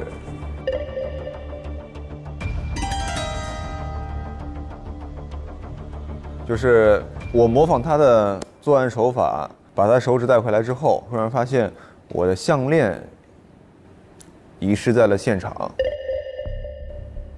等我再回去的时候，我发现有一个他这样的男子站在现场，然后把我的东西放在了他的包中。但是我不敢上前嘛，因为我怕暴露自己，所以我拍了张照片。我非常担心他会把这个秘密给说出去。就是你说你在向静静的尸体旁边发现了白，对啊，不是，向静静已经被我放在了那个熊里边了。我不知道他有没有看到尸体，但是他是在我杀人的那块范围之内，捡出了我的项链。那也就是说，向静静和金是死在同一个地方的。不是，你不是，他那天刚才遛弯在那遛过，在向晴晴身上项链掉地上了，然后正好他看到他这个人从小拾金不昧。他就是给昧下了，当时就是，对，就准备拿去给警察叔叔。对啊，后来去找侦探了，侦探就说：“你是在耍我吗？这人已经死了18年了，为什么要找他？怎么可能看到了他？”这样我觉得就有点能解释他这个5年35岁，3年35岁。他好像，他应该就是不是一个人类吧？所以他就是昨天那个。脑接口那个，他应该是有被植入的意识嘛？就是所以说这个其实也没有杀推那个什么推手，没说你杀推手，你要杀白帽。对啊，但是我们有互相杀对方的动机。他也没有杀我，然后拿回项链和戒指。我要搞你，对，拿个项链叫杀人？你有我的把柄啊！有可能你知道他杀人吗？谁知道那是你的呀？你是不是想多了？你好，没事。下一个啥？诊断书，患者姓名贺礼，入院日期36年的5月2号。患者在清醒期间自述由长期替别人做极限体验，开始疯狂贪恋痛感，经常自残。经诊断，患者患上赛博精神疾病中的自虐型人格障碍。然后医生签字推手。他就是自残症嘛，这个妄想、人格分裂、暴力倾向、自残。目前你们4位对推手这个人是没有杀人动机的，但是你们彼此都想互相杀。他推出来一个杀人犯。你也是啊。哦，我也。项不是你杀的吗？真是。那就是我们应该去的地方，4楼存档室吗？没错。手术记录存档于4楼病案室。4楼病案室。病案室。就是你们都说自己不是精神病，对吧？嗯。但有个逻辑就是，这个推手说你们是精神病，而且说的症状都应验了。最神奇的就是有间歇性，每个人都有那个间接性失忆。白噪音产生并发症间接性失忆。患者姓名科学家产生并发症间接性失忆。患者姓名芭比有间歇性失忆。患者姓名贺礼产生并发症间接性失忆。这个案件就很复杂了呀。如果是4个人都有，感觉这个诊断书确实是真的。我觉得诊断书是真的，这个点是毋庸置疑的。但是你们呢，是真的精神病，还是说被手术之后变成了这样？这是不知道的，因为你们都失忆了嘛。对。通过现在已知的这些线索，能不能推断出他的死因？现在推手的死因，比如说你们有间歇性失忆，或者是你发作什么病，他是否也是在那个时候发作了？然后呢，通过什么远程控制让他发作？对，这是作案手法嘛？刚刚咱们讨论的应该是什么？就是我们4个人，不都是被确诊的精神病嘛？对。那我们4个人是不是都是有可能不想让自己待在这个精神病院，所以产生了对推手的杀人动机？哦，是吧？就是这个道理嘛。对啊，我们4个人都是在他的办公区域被他确诊为精神病了嘛？所以说杀了他是不是能让我们是精神病这个事儿给去除了？所以说这个就成为我们杀人动机了。我爸是这个地方的院长，哎，老板。对呀，那我怎么会成为精神病人在里边生活呢？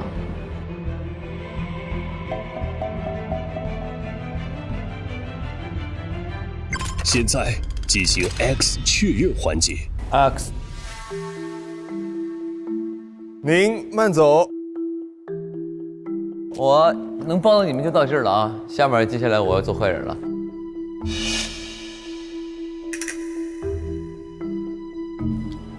慢走了您得。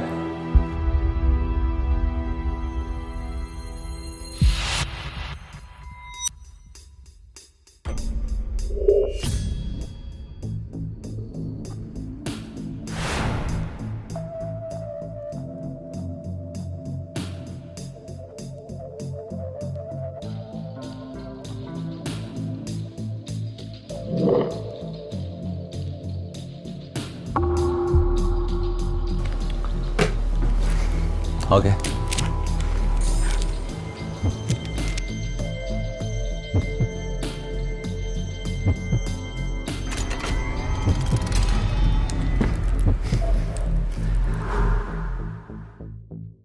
哎呀，太笨了，真的是。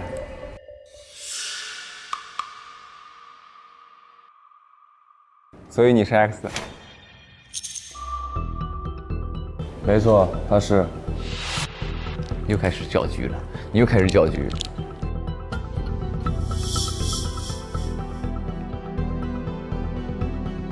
所以你是 X 呗？我不是。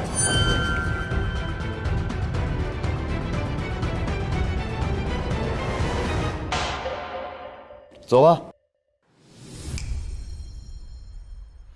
公主请进门。当当，走。这儿应该没什么可以搜的了吧？这儿不用搜了，我这样吧，我带你们去一趟5楼，咱们去看一下院长的一个办公室，好不好？好。来，院长，哎呦，我的天哪！不是，院长怎么死在这儿啊？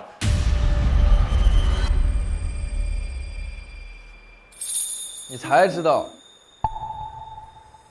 哎，不对，你怎么能带病人出门呢？没有，这不带回来了吗？哎，算了算了，我想起一些重要的事情。您说，你记一下。什么信息？今天晚上9点的时候，我在2楼值班呢，我看到院长他回来了。啊。他先在2楼看了一下病人，然后他就回5楼办公室了。嗯。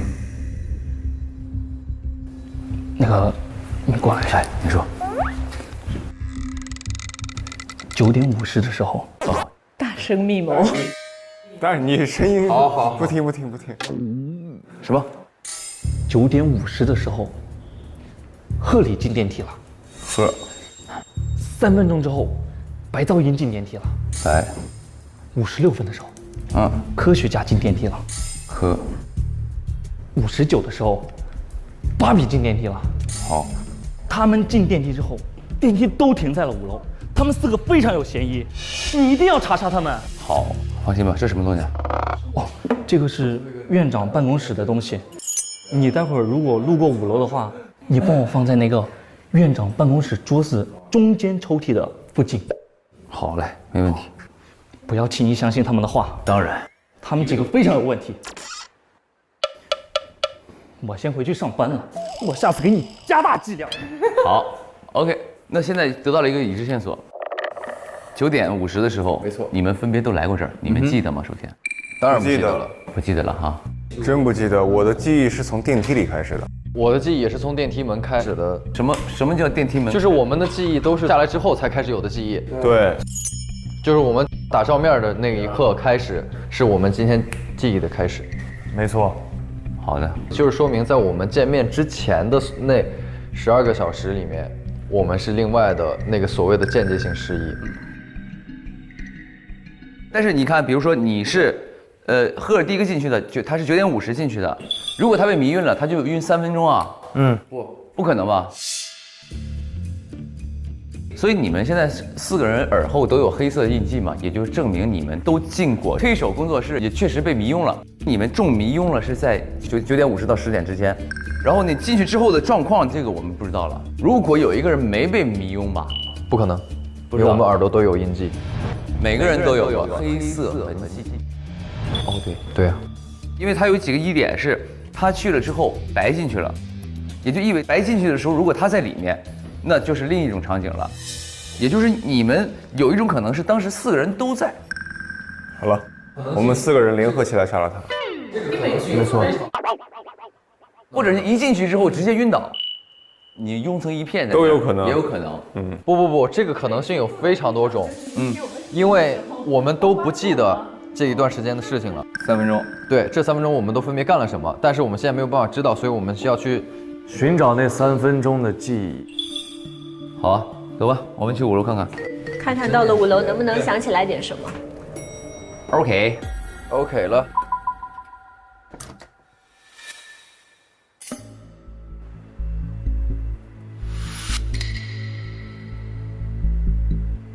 这一看就能死人的窗户，怎么有股饭味儿？好饿。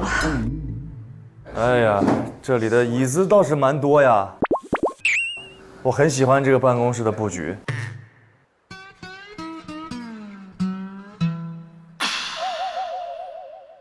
进到这个房间，各位有没有想起什么事儿了？没有。你有想起什么吗？我没来过这儿。你没来过这儿？对啊。哦，哎，这不是吗？那个密码。发现了什么？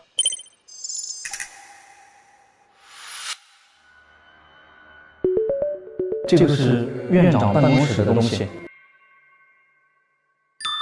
它这个箱子呢，我跟你说啊，我现在就通过我简单的这么一想，就大概知道它怎么破解了。朋友们，你们想知道吗？我非常想知道。你想知道吗？你想到了吗？没想到。你不要再卖关子了。我告诉你，没有你这么聪明。这是颜色题嘛，对不对？这个是个淡蓝色，那这里边的4块什么能组成淡蓝色吗？哇，你说的非常有道理。白和蓝嘛，4，耶，4嘛，第一个是4，家里说的对。第二个这个紫色是什么颜色？蓝色和红色吧。5，4、5。最后一个是绿色是蓝加黄是绿，真的假的？对，蓝黄是绿。9，那就是4、5、9。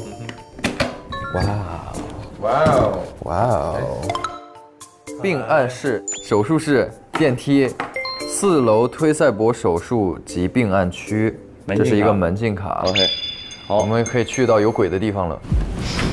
哎，那你们先去，我在这再搜一搜。手术室里肯定有很多那种绷带怪人之类的吧？绷带怪人。走吧，4楼。这个地方没有别的线索了吗？没有了。你怎么知道？你都没看。你就往那一坐。我说让你搜吧，你非要走。我跟你说，你这个椅子里边藏了个东西，站起来。好，站起来。好，我一会儿搜。不是，这个地毯要掀开看一眼吗？哎，可以，哎，我觉得你这个思路不错。上手，各位老师们。没有了，走吧，4楼。走吧，我们去那个密档室去看看吧。走。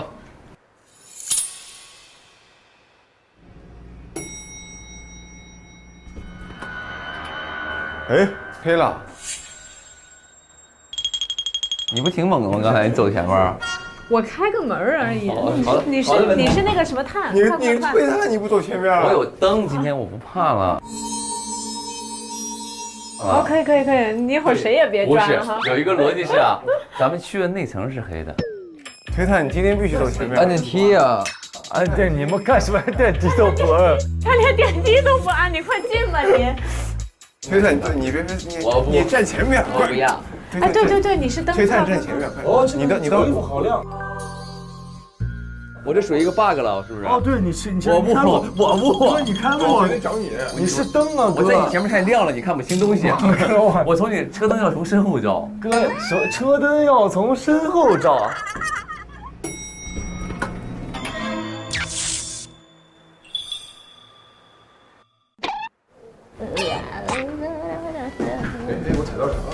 门禁，快拿卡呀！我在呢。哥，你有灯，你都不往前走。对，你的灯可以照一下。你这是给我后车尾灯的是吗？你这是？哎呦哦，哎呦好啊，有灯有灯有灯，走了走。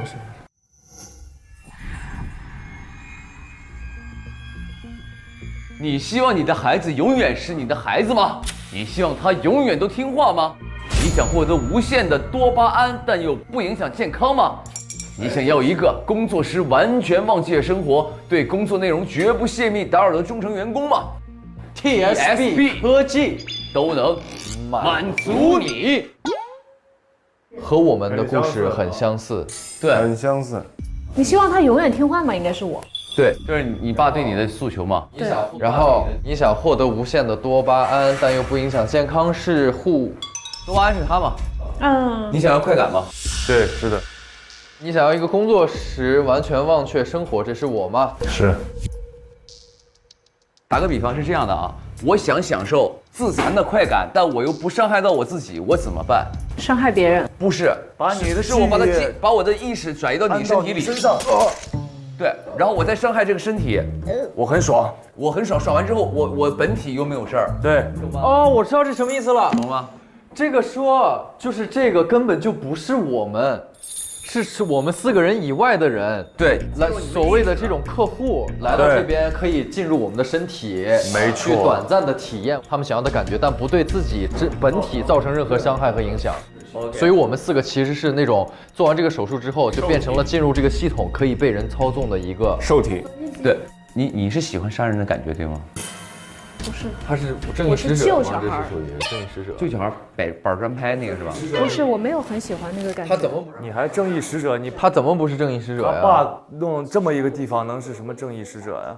我说他杀人现在都成正义使者了啊？不是，我说他那个动机嘛，因为正义就可以杀人吗？啊？我告诉你，因为什么可以杀人？因为什么？我想杀，我就杀。你自己说的吗？我要是有一把刀，我这会儿就一个一个把你们都杀死。你自己说的吗？偶像。其实有一个逻辑是什么呢？是你爸还想喝那个茶，但是他喝不到，用你的身体来喝。这个东西是我爸爸他独有的，在他去世之后，我就没有碰过这个茶叶，但是渐渐的这个茶叶它在慢慢减少。他爸在控制他呀？对，就是他爸就想喝茶，想喝茶，就喝茶就爽，不是爽，他是爱喝嘛。我比如说我爱吃一个东西，但是我现在吃不了，所以只能上他女儿的身，然后去体验。怎么上他是鬼啊？不是，就是意识嘛。我觉得我们一会儿结局会集体跳大神儿。无论你是谁，从小八身上给我下来。其实是这个逻辑的，茶叶变少嘛，他是自残嘛，你是利用你的身体去工作，没错，利用我的身体去工作，然后剩下那个人在享受我的生活。可问题是我们的身份还依然是我们呀。没错，但是你会有间接性失忆的时候，那个时候你就你一定是有你爸的东西在里面。对，他一定是有那个那些变态客户的那个东西在里面，他喜欢自残嘛，他自己不喜欢自残吧？嘉伟是好孩子。OK 啊，不是，那他呢？他是什么？是一个很神秘的人。你别管他了，这没有我的症状，没有你的症状，没有。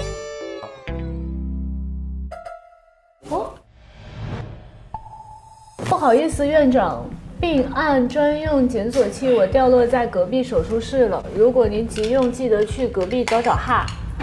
检索器上有荧光胶条，应该很好找。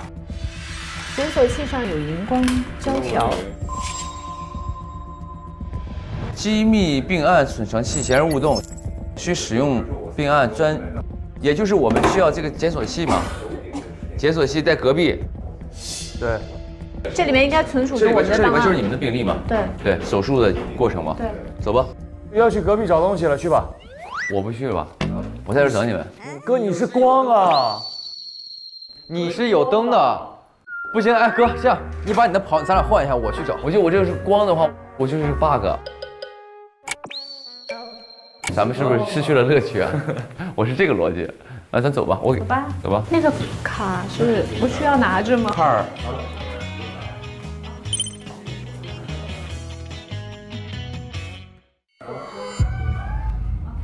那个手术室在哪里啊？在左边。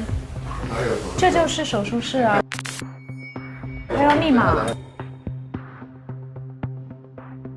哎，门禁卡呢？门禁卡不知道，我干啥？刷卡。这个开不了。对，要在这儿找东西吧。哎，这个走廊是个好地方。能干啥？再见，各位。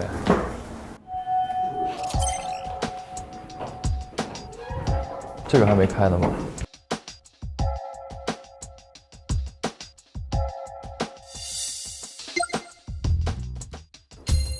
来吧。哦嗨，哈哈嗨，哈嗨，来吧，朋友们。开了。它里边有荧光胶条，你们那个视力好的去荧光一你下。快点吧，你赶紧来。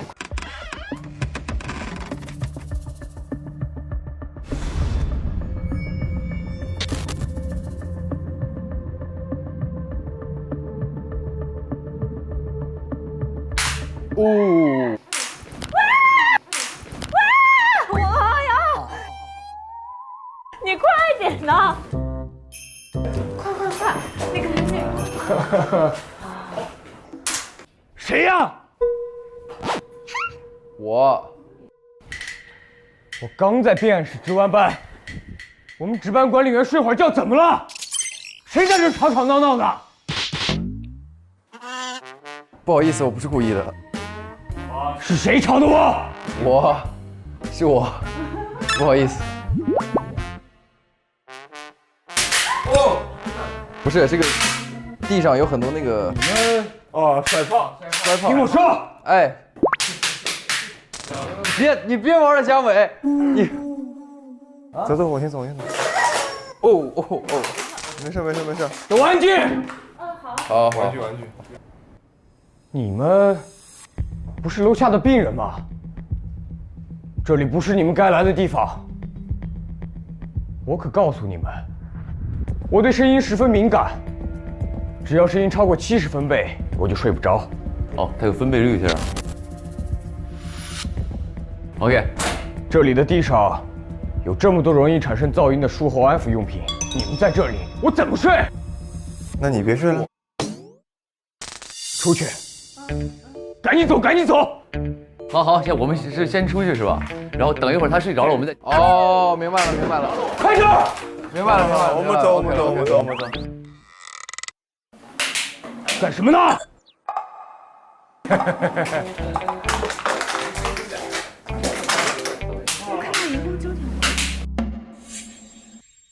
我们先出去。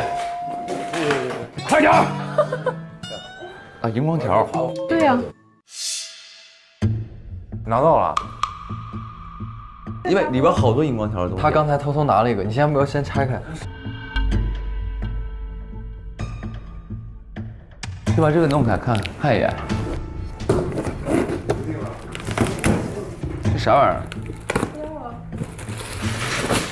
儿？荧光胶条吗？不是，是那个地上踩的那玩意儿吧？不是吧？不，它上面是粘的，为什么？英文什么意思啊？哦，Whoopee cushion， 这是什么？就是一个什么快乐气垫？放屁垫儿。屁垫是吗？屁垫。因为它很粘。哦，它这个是我知道了。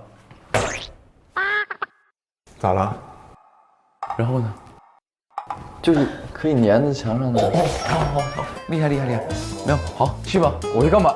就是你刚才拿的那种箱子是吧？对，得一个一个偷出来看。对，他先睡着了，然后我们进去偷东西，然后呢不能发出声音超过70分贝。谁偷感比较重？我偷神。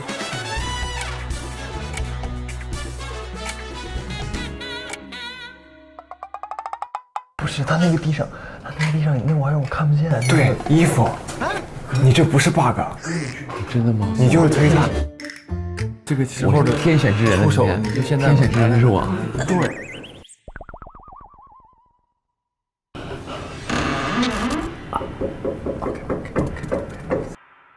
哥，你蹲着点，你往下蹲。一边你先走。有摔炮。哦。你得看着照着人的炮。别的一首歌，往前走吧。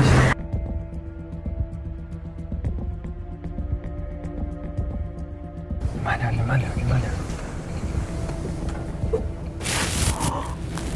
不行，好多呀，好多。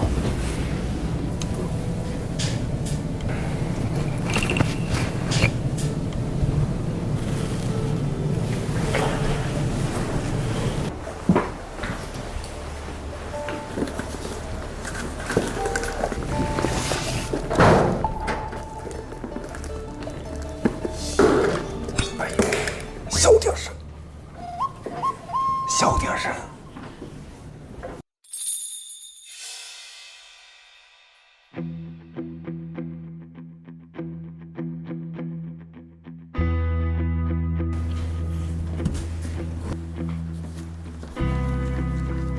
啥没有啊？里边还有，里边还有一下子。OK 了 ，OK。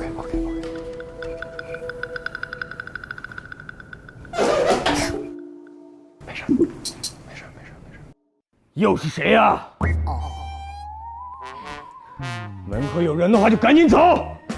出来一下，把门关一下。怎么会有屁？那几个里面啥都没有，啊？那几个盒子里是空的。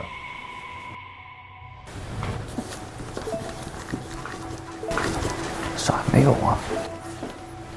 应该是在最里边的。那只能是搜盒子是吧？那就不是只能盒子。我知道那个气垫的用处，你踩到气垫上就可以没声音的过去。对呀，但刚有一个屁。没有，那是屁声，我给你演示一下。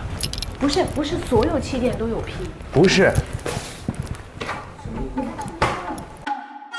你看这没声儿，踩大的就行，小的有屁。小屁。对，放小屁。刷卡。没事。哥，加油！就呲着地往前，不要抬脚。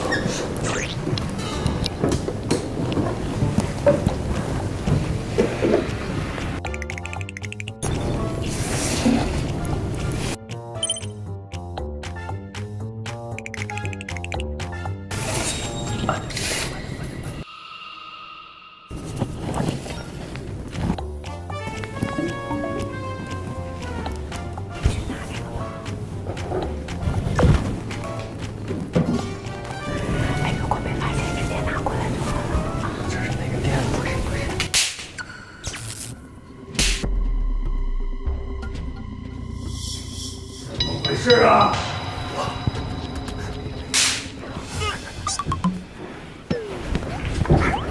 出去！你快点拿，快拿过来！好，开始，3、2，快！出去！出去！打死我！你这个害怕人！关门！我的妈呀！我心里面铁定有东西，你信我？你这里有东西、啊？我这里绝对有东西。空的。啥？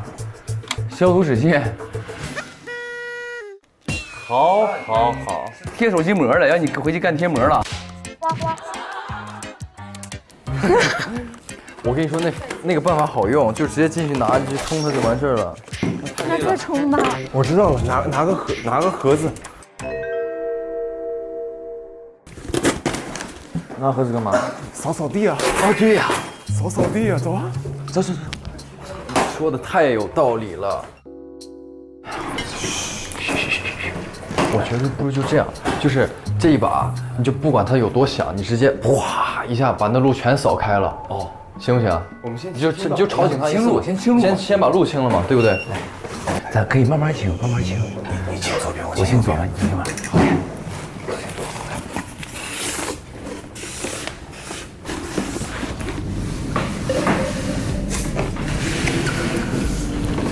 我想看一下哪里还有。哪有一个？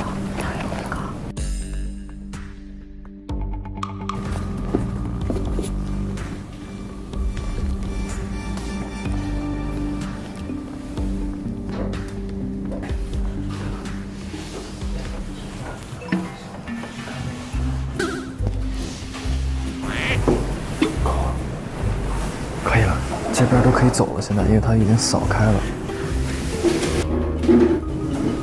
前面右边那个架子。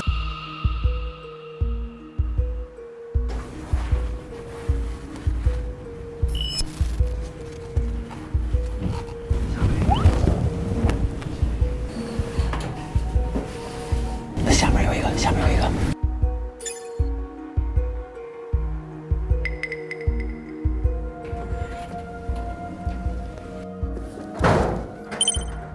怎么回事？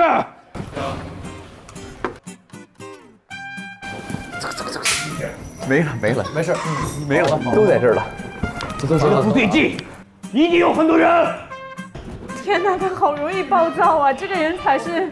我这里边有东西。你们是把里边所有的东西都拿出来了是吗？所有都拿了。这个有用吗？拿了。语音识别啊！就这个了，就是这个。底下写什么？在机密病历存储器前，清晰说出需要调取的患者名字，即可调取该患者病案。来，我们先调取8笔的呗。先调8笔的呗。3、2、1，八笔，来。哦，承载者和搭载者。脑机搭载技术内容：通过脑机接口手术后，女儿芭比将成为父亲巴爸的脑机承载者。搭载者去世后，承载者的脑机接口将打开，从而使搭载者的意识进入承载者脑内。巴爸去世后，意识将在芭比脑内与芭比共存。所以我说的那个手术就是存在的。在与芭比意见相左时，可硬控芭比身体，从而主导女儿的人生轨迹。你爸真残忍。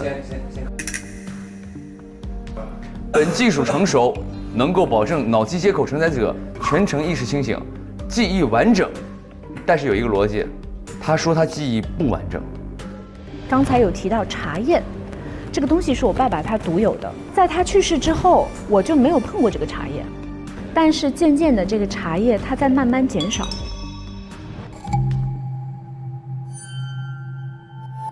他记忆不完整是因为有一部分是他的意识是属于巴爸的，共享大脑。OK， 下一个说谁？科学家。通过脑机分离术后，分离者将切分为工作人格和生活人格。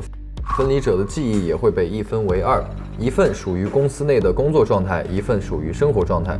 生活人格为主人格，工作人格仅是额外分离出的工具性人格，不享有任何人权，只能够如机器一般精准地完成工作任务。本技术成熟，能够保障分离者全程意识清醒，记忆完整。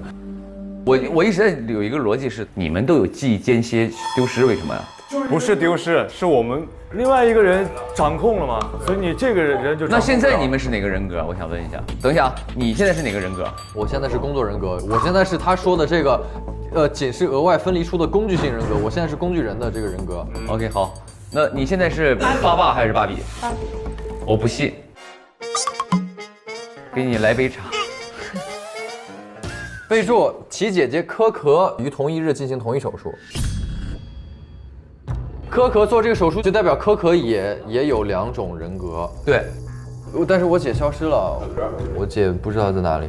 我姐之前说你们2个不是特别恩爱吗？一开始，后来变了，然后后来她突然变了，她喜欢另外一种的你，然后你不是那样的，所以她跟你分手了，对不对？对。反正就是2个人在一起特别的好，然后呢，后来姐姐像变了一个人啊，她就跟姐姐分开了。柯壳用那个工作那个人格接触了他嘛，然后觉得他不好嘛，所以跟他离婚了嘛。对，其实也是伤害了你了。对，没错。 OK， 那现在知道一个逻辑了，没有人可以伤害我，只有我伤害他人的份。那如果是这样的话，我们从一开始就没有撒谎这2种人格的东西，那也就说明我们4个其实根本就不是精神病。来下一个，贺礼。哦，提供者是贺礼。哇，这么多人。享用者推富豪、推健康、推保健、推超模、推2代、推保险。你身上好多人啊，现在。哇哦！通过脑机接口手术后，柯里体内将被安装感受提供器，而享用者体内将被安装感受享用器，只要享用者有某项体验需求，提供者贺礼就必须按照需求去体验执行，就能够跟享用者共享感官体验。对我这好变态啊！不是，我告诉你，比如说我是超模，我是推超模，打个比方，我现在想喝血。我就给他发个信息，我说现在我想喝血，你给我去喝血去，让我感受喝血的感觉。他就接受到这个指令之后，他就必须要执行，而不是说他被控制的要执行，而是因为这份协议书他必须要执行嘛。我也有记忆缺失啊。对啊，他杀人那会儿不就是没有记忆吗？就是有一天，当我意识清醒的时候，我是出现在了街上。我拿着一块板砖，面前是一个已经被我拍死的女人。其实我当下很慌，因为我不知道我怎么会杀了她，怎么会在这儿的。他要是主动的话，他杀人的话，他就一定知道这个。对，我一定有画面。是别人嘛？对，所以他一定是被动执行了。就我下了一个令，他就必须得被动执行。但是他执行这个任务的时候，他没有记忆，对不对？对啊。OK， 这是我们暂时的一个推断啊。下一个谁？白噪音。请打开白噪音的。我没什么大问题。啊？我没什么大问题。本页资料遭窃取，原始数据已被删除，请值班室管理员667号速检查储存器。你的内容被删掉了，什么情况？是不是自己心虚了来删的？是不是？也做完案之后，没错，因为你已经恢复正常了，所以你来把哦，刚刚我们进去扫地，你在这儿删，我都不想多说他了。没错，你看这人真的。还有一种可能，是不是你也有这个档案？搜一下宁慢走。宁慢走。啊？怎么了？大声的念出来。脑机承载者宁慢走，脑机搭载者宁保安。讲礼貌。脑机搭载技术内容通过脑机接入口手术后，儿子宁慢走将成为父亲宁保安、母亲讲礼貌的脑机承载者。搭载者去世后，承载者的脑机接口将打开，从而使搭载者的意识进入了承载者的脑内。宁保安讲礼貌去世后，意识将在宁慢走脑内与其共存，咱俩也是一样的。可随时跟宁慢走对话，与宁慢走意见相左时，可硬控宁慢走的身体，从而主导儿子的人生轨迹。签约及手术过程对宁慢走严格保密，以免宁慢走产生抵触情绪。你现在抵触吗？很抵触。你现在非常不开心？我非常不开心。所以现在你是跟你爸妈都在一块儿呢？3年前啊，我现在里很拥挤，我突然觉得我说怎么最近减不下肥，原来是一家3口一家3口住一个屋啊。哎，这不是写着什么管理员吗？这是吧？你想获得无限的多巴胺，但又不影响健康吗？值班管理员有个3位数密码。3位数什么密码？2667。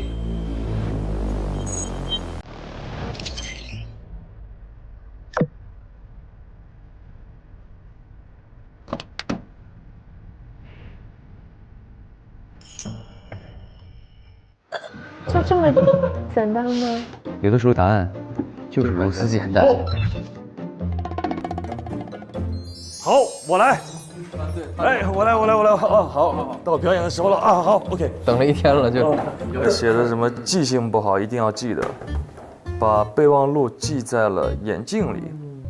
看来这个人这个记忆力跟我一样啊，都不怎么好啊。好，我们现在打开了这副很帅的眼镜。播放备忘录。3楼正在观测的重症患者又跑到4楼捣乱，如果让他们窃取到重要信息就糟了。3楼就是我们病房嘛，病房区应该就是，那肯定就是我们啊。对，我也觉得是我们。那现在就是你的档案是被删除了，这是什么意思啊？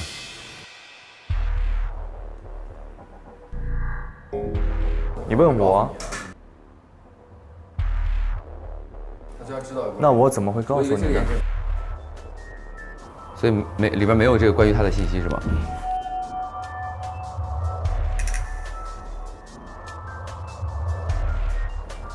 你看，你就听你，你看，你就听你，带歪了，你给我带正点，带歪了，自己照镜子。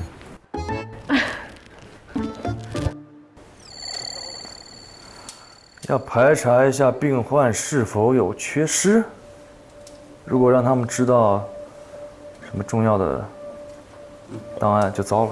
他那个意思应该是我们5个人都是3楼的重症患者啊。如果说让我们5个来到了4楼，发现了刚才那个电脑上的那个没有每个人的记录秘密，我们就知道自己其实不是精神病了嘛？对，这是第一个逻辑。第二个逻辑是，你们4个人有一个人偷走了白的那个白噪音，有可能是他自己，有可能是你们3个人之一。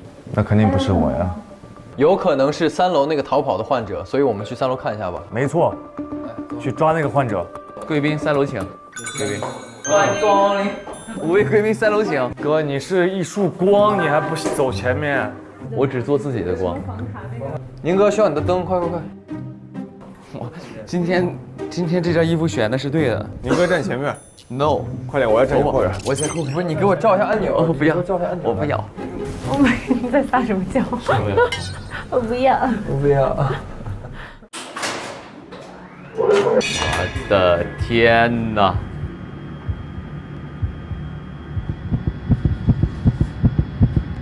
这2人身高像门神一样。